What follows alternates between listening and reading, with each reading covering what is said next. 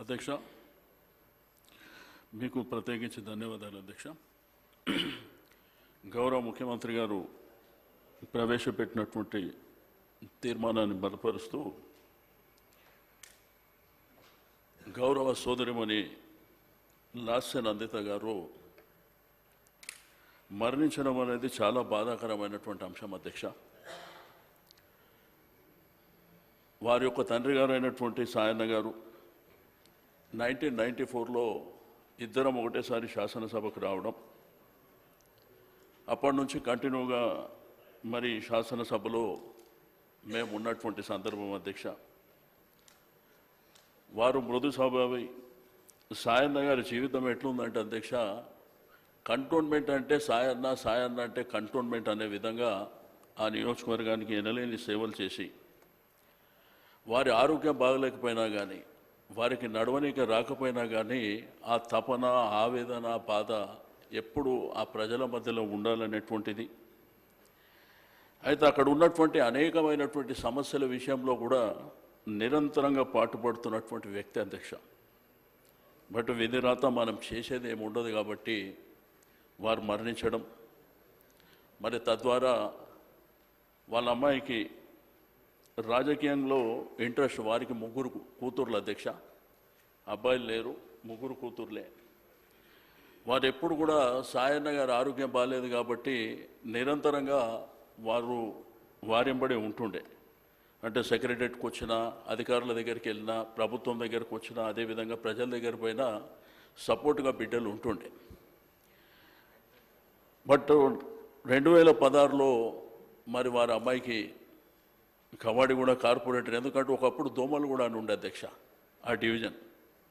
ఆ రోజుల్లో హైదరాబాద్ సిటీలో మరి జంటగా ముఠా గోపాల్ గారు, సాయన్న గారి ఒకటే స్కూటర్ మీద ఇద్దరు తిరుగుతుండే అధ్యక్ష.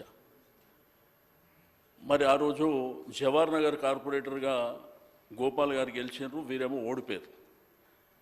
దాని తర్వాత ఆ డివిజన్ పేరే కవాడిగూడ అని పెడితే, నేను ఓడిపోయిన ప్రాంతంలో నా డాక్టర్ గెలవాలని మరి ఇప్పుడే కేటీఆర్ గారు చెప్పినట్టు కేసీఆర్ గారిని అడగడం, టికెట్ ఇవ్వడం, ఆ తర్వాత వారు గెలవడం, ఇవన్నీ జరిగినాయి అధ్యక్ష. బట్ అనుకోకుండా సాయన్న గారు మరణించిన సందర్భం. బట్ ఆ రోజు ఆ కంటోన్మెంట్ ప్రజల రోదన, ఆ బాధ, ఎందుకంటే వారికి ఆ నియోజకవర్గానికి 30 ఏళ్ళ అనుబంధం ఉంది అధ్యక్ష.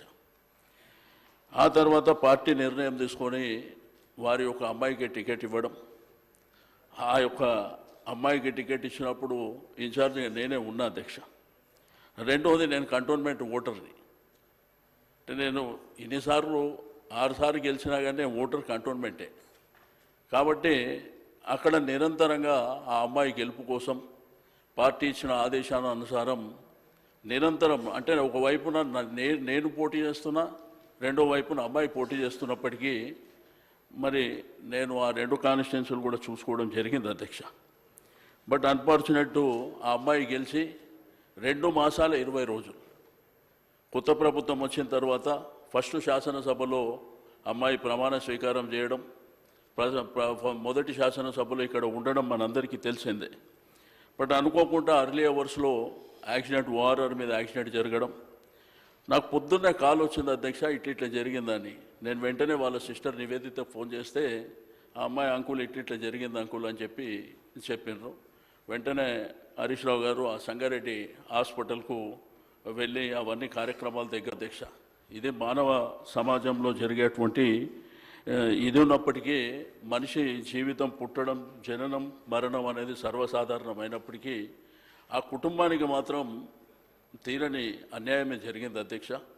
ఎందుకంటే తండ్రిని కోల్పోయినటువంటి 1 సంవత్సరం కాకముందే అమ్మాయి ఎంతో భవిష్యత్తు ఉన్నటువంటి అమ్మాయి, ప్రజా జీవితం, వాళ్ళ కుటుంబమే ప్రజలకు అంకితమైనటువంటి కుటుంబం అధ్యక్ష. బట్ అన్ఫార్చునేట్ ఆ అమ్మాయి కూడా మరణించడం. మరి మరణించిన తర్వాత ఆ కుటుంబాన్ని మరి ఓదార్చేటువంటి ప్రయత్నం జరుగుతుంటే అధ్యక్ష, అది ఎవరికి సాధ్యమవుతలేదు. అంటే ఒకవైపున పార్టీగా కానివ్వండి, రెండవది ప్రజల వైపున కానివ్వండి, ఇప్పటికి కూడా మరి కంట్రోల్ చేయలేనటువంటి పరిస్థితి ఉండడం. మరి ఈరోజు మనం ఈ శాసనసభలో ఆ చిన్న ఏజ్లో ఉన్నటువంటి అమ్మాయి 35 సంవత్సరాల మన బీటెక్ చదువుకున్నటువంటి అమ్మాయి చనిపోయిన విషయం మాట్లాడుకోవడమే బాధాకరమైనటువంటి అంశం అధ్యక్ష. బట్ ఏదేమైనప్పటికీ ఆ భగవంతుడు ఆ కుటుంబానికి ధైర్యాన్ని ఇవ్వాలని చెప్పి నేను ఈ సందర్భంగా తెలియజేస్తూ గౌరవ ముఖ్యమంత్రి గారు ప్రవేశపెట్టినటువంటి తీర్మానాన్ని బలపరుస్తున్నా అధ్యక్ష. శ్రీ సునీత లక్ష్మారెడ్డి గారు.